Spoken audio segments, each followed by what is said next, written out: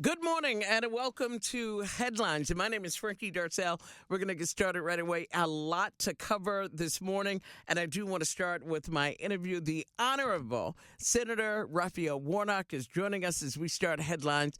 Good morning, Senator, and thank you for joining us. Thank you. Great to chat with you. You are welcome, Senator. You are here in the Commonwealth, stomping for your colleague, Senator Bob Casey. You both are in the fight every day in Washington. Talk about the work that both you and he get done for the people in your districts. Listen, Bob Casey is among the best in the United States Senate. Pennsylvania is very fortunate to have him representing ordinary folk in the Senate, which is a sharp contrast to his billionaire opponent, who right now is pouring with his own super PAC millions of dollars into Pennsylvania. He's trying to buy the seat. Bob Casey has earned the seat. And even in these last days before November 5th, once again, he's trying to earn your vote. Bob Casey is the voice for working people, the working people of Pennsylvania. He has created jobs all across the state, literally tens of thousands of jobs as we passed the bipartisan infrastructure bill, a number of other bills. He is a fierce defender of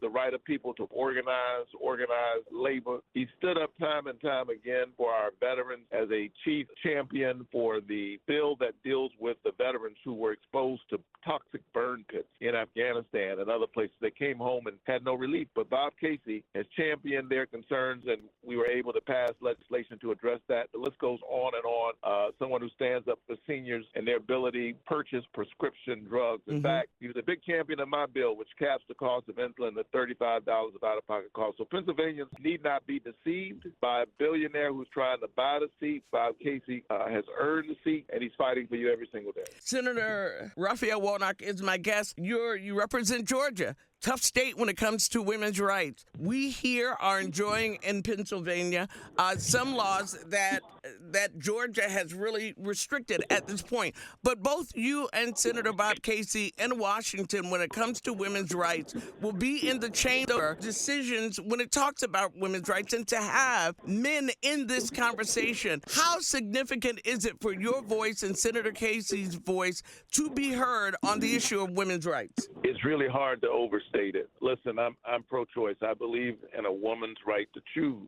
And I think that's the question with respect to this issue. It's whose decision is it? And Bob Casey's opponent has said that he was very, very happy, he said, to see Roe v. Wade be overturned. And so Pennsylvanians need to be mindful here. Your law may not be as strict as Georgia's, but if you send Donald Trump and Bob Casey's opponent to the United States Senate, you will get a national abortion ban.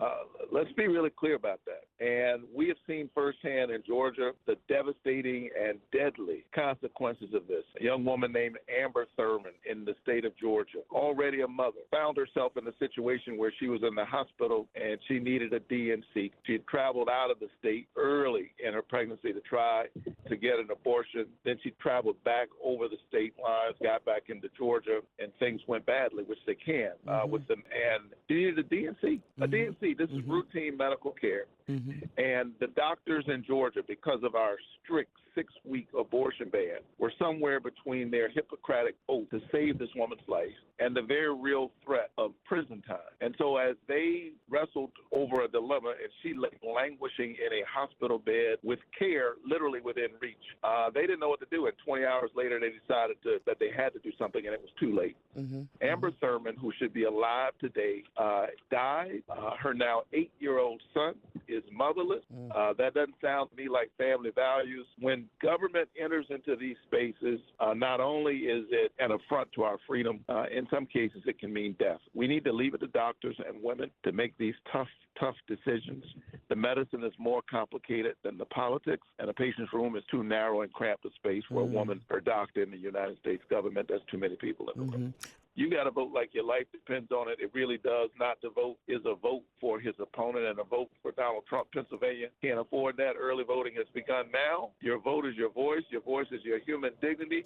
Show up and make sure everybody in your community does a host vote. The Honorable Sen.Warnock, Senator representing Georgia. Thank you for your time. Thank you for calling in and talking with us today. Thank you so much. It is a pleasure. Be well.